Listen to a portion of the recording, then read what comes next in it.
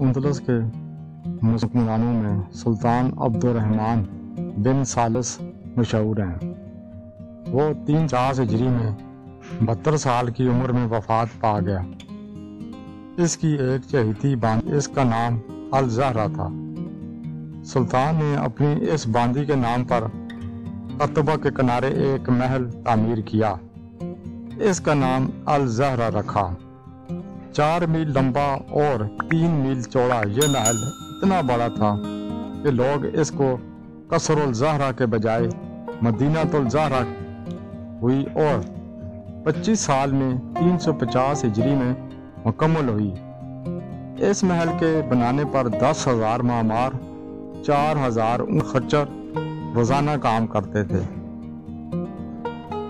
سنگ مرمر اور آرائش و زیبائش کے دوسرے بہت سے قیمتی ساز و سامان فرانس، ترکی، یونان، شام اور افریقہ کے ملکوں کے بادشاہ نے تحفوں میں دیے تھے۔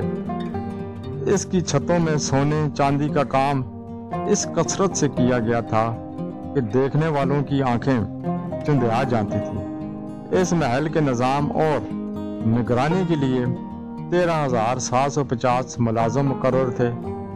اس کے علاوہ 382 غلام تھے۔ ہر مصرع یعنی زنانہ حصے کے اندر 6,000 عورتیں خدمت گزاری کے لیے حاضر رہا کرتی تھیں۔ سارا قصر باغات اور فواروں سے گلزار رہا کرتا تھا۔